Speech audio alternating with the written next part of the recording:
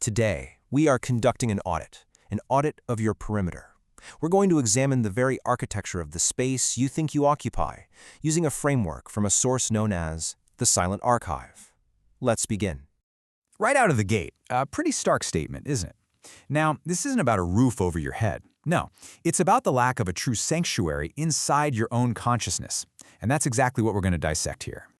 Before we go any further, I want you to really stop and think about this. That room you're in right now, the chair you're on, even the very air you're breathing, is it really yours, or are you just a temporary guest? According to this framework, our whole concept of ownership is just fundamentally flawed. This section is all about unpacking what it calls the primary failure of the unrefined mind. So here it is, the core diagnosis. The source calls this a pathological belief in ownership of distance. It's this deep-seated idea that because you pay rent for a room, you own the space inside it. Or that because you can move your body, you somehow govern the air around you. But in this clinical reality, you're not an owner. You're a squatter in your own existence. So this brings us to a really key concept: spatial sovereignty. And look, this has nothing to do with property deeds. It's about having genuine, absolute control over your immediate environment. And the assertion here is, well, it's blunt. Most of us have none. Zero. Our environments are just open terminals, waiting for input from the outside. And what is it that's invading our space? It's called the Leviathan. I want you to think of this as all the relentless, chaotic noise of the modern world. It's the demands from your job, the notifications on your phone, the anxieties, the expectations of others. It's this constant force that's always breaching your perimeter. And this breaks down that invasion in really stark terms.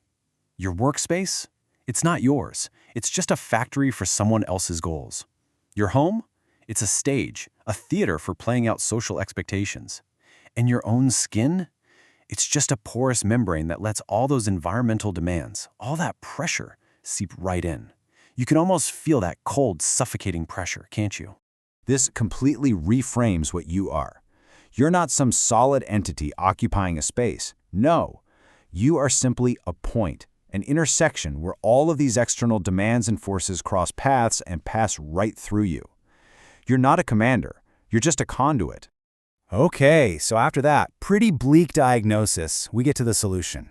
How do you go from being an intersection to an architect? Well, it all starts with understanding the law of governance. Because you see, true authority, it doesn't ask for space. It carves the void into a sanctuary. The very first step is to achieve what's called territorial stillness. And this is not about just being quiet. It's about creating a perimeter of such intense, focused logic that the physical world around you actually starts to conform to your will. See, you don't find peace. You engineer the space around you so that anything other than peace becomes a physical impossibility. This quote just illustrates the idea perfectly. Real power isn't about fighting the storm. It's about defining your space with such absolute authority that the storm, all that chaos from the Leviathan, it's simply not authorized to enter your coordinates. Now, the archive doesn't just present this as some abstract philosophy. No, it's presented as a clinical, physical law. Your sovereignty can actually be quantified with this formula: the Localized Governance Constant, or lambda S. So let's break this down piece by piece. Think of it like this. The top part of the fraction, that's your defense. You have I intent, which is the density of your focus, and B integrity, which is the strength of your psychological boundaries. And the bottom part, that's the invasion. You have P intrusion, the frequency of all those environmental demands, and sigma vulnerability, which is your own biological need to fit in. To win, to increase your sovereignty, you have to maximize the top and minimize the bottom. It's that simple. And when your lambda's value hits a certain critical point, you achieve something called spatial autonomy. This is when the chaos of the environment hits your perimeter and just dissolves into nothing. You become the absolute governing law of your own space. But what happens if you fail? What's the alternative to becoming an architect? Well, this section explores that shadow self, the person who lives in what's called a dissolved domain. The pathology here is called spatial fluidity. It's the state of having no psychological walls, no boundaries at all. And it comes from this very modern belief that being open is some kind of virtue. But in this framework, openness just means you have no structural integrity. You're like a house with no doors, no windows, no walls. And the Leviathan, the system, it actively encourages this weakness. It pushes things like collaborative spaces, open offices, and this need for constant connection. Why? To make sure you never have the isolation you need for sovereign thought. It needs you to be accessible at all times so it can use your energy for its own purposes. This slide just puts the choice in the starkest possible terms. You're one of two things. You are either the architect who builds a sanctuary and commands a citadel, or you're the pavement, just living in a public square, a victim of fluidity, constantly being walked all over and liquidated by noise. And here's the core manipulation. You see, the system makes you afraid of being excluded, so you tear down your own defenses. It tells you that a wall is a prison. But the logic of the archive is crystal clear. Without a wall, there is no inside. A wall is the very thing that makes a sanctuary possible in the first place. So, how do you build that wall? How do you actually put this stuff into practice? We've arrived at the final section, a clear, actionable protocol to achieve your own spatial sovereignty. All right, let's go through the protocol. Step 1, perimeter liquidation. You have to audit and seal every single unauthorized entry point. I'm talking digital, social, and physical, all of them. Step 2, sanctuary saturation. You designate a physical space, an office, a room, even a chair, where your law is absolute, and you occupy it until the very air resonates with your focus. And finally, step 3, the sovereign citadel. You build systems and routines that defend this space automatically, even when you're not there.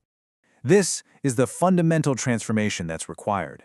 It is a conscious, deliberate shift in your identity. You have to stop being a passive squatter, a public square, and become the active architect of your own fortress of silence. And the final instruction from the source is the directive: stay silent, stay wise. The archive, this whole system of thought, is your citadel.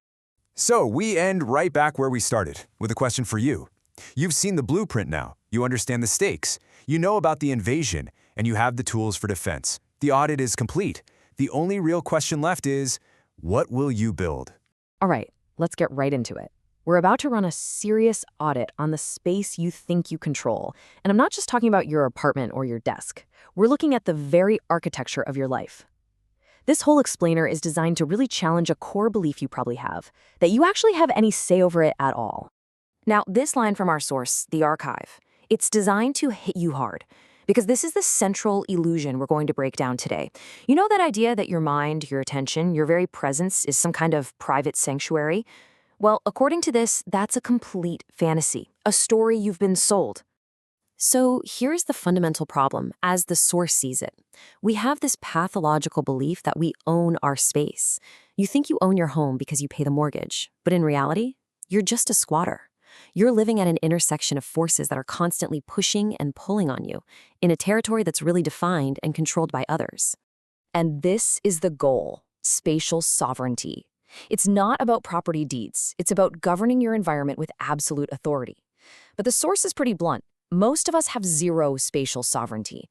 Our environment is basically just an open terminal, letting in all the noise the system wants to pump through it. So why is this our default setting? Simple. Because the system literally feeds on your lack of borders. Think about it. It pushes collaborative open-plan offices, constant connection, all to make sure you never ever have the isolation you need to form a sovereign thought. Because if the system can get into your space, it can hijack your brain. You're not a sovereign being. You're just a resource to be tapped. And what happens when you live like this? What's the consequence? The source has a name for it: the dissolved domain. This is the shadow self that takes over when you refuse to be the architect of your own space. It's when you start to believe that a wall is a prison, when in reality, a wall is the only thing that makes a room even possible. Let's really lean into this metaphor from the source because it's powerful. Just picture, your life is a house, but with no doors and no windows. Strangers just wander in and out. The wind and rain are destroying your furniture. This is what the source calls spatial fluidity, a life with zero structural integrity, totally exposed to every random force out there. And this lays it out perfectly. You're on one of two paths. You're either the shadow self, living in that state of spatial fluidity, believing in this idea of openness, which is really just a clinical term for having no structure. Or you're the architect. You're building for structural integrity. You're building a citadel. And make no mistake, this isn't some small short-term issue. The source points to a brutal moment of clarity. By age 45, the person living in this dissolved domain, they have this horrible realization. They have no sanctuary. They have no secrets. They weren't an architect. They were just the pavement that everyone else walked all over. So the crucial point here is that this isn't about your comfort or your productivity. No, the archive frames this as a matter of pure survival.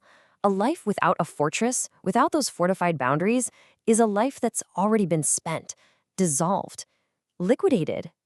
Okay, so if the problem is that we have no boundaries, the solution has to be what the source calls the law of governance. This is all about actively mastering your environment, not just being a pinball bouncing off of it. And localized governance is the core principle here. It's the act of engineering your immediate space into a fortress of low entropy, a place where peace isn't just a happy accident. It's a place where anything other than peace is a physical impossibility, because your logic is the only law that matters there. Now, this is where it gets really interesting, because the archive isn't just being philosophical. It suggests this can actually be quantified. This formula here basically describes the constant struggle for what it calls spatial autonomy. Think of it as a battle between your internal focus and all the outside pressures trying to shatter it. So let's break down the forces in this fight. On your side, you have your defenses, the intensity of your focus, and the strength of your psychological walls. That's your shield. But attacking you, you've got the endless demands from your environment. And, critically, your own biological wiring for social acceptance. The whole game is to make your shield stronger and the attackers weaker. Okay, so we get the stakes. We see the science behind it. But how do you actually do this? How do you go from being a squatter in your own life to becoming the architect? So yeah, how do you claim that sovereignty? Well, the source doesn't leave you hanging. It gives you a direct, actionable system. It's a 3-step process called the Spatial Protocol, and it's designed to do exactly that, move you from squatter to architect. Let's walk through it. Step 1 is perimeter liquidation. You do a full audit of your environment, every notification, every social obligation, every digital and physical point of entry. If it doesn't serve your logic, you apply the golden ink, which is the source's term for decisively sealing the breach. Step 2, sanctuary saturation.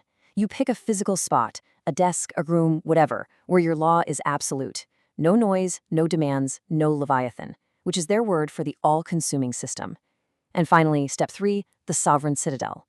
You build systems that are so rigid, so ingrained, that your space defends itself, governed by your intent even when you're not there. So whether you follow this protocol or just ignore it, well, it leads to one of 2 very different places. We've arrived at the final choice. The 2 destinies available to you, based entirely on the architecture you choose to build. And here it is again, that stark contrast. But now, it's the final destination. By age 45, you are either the pavement, a public square, worn down and defined by everyone else's footprints, or you are the fortress of silence. You're a sovereign architect whose kingdom is still standing, no matter how much of a wasteland the world outside has become. The source leaves us with one last command. Stay silent. Stay wise. The archive is your citadel. Ultimately, the choice is yours. Are you going to stay a squatter, letting your life be liquidated? Or are you going to start the work of the architect and build your fortress? The clock, as they say, is ticking.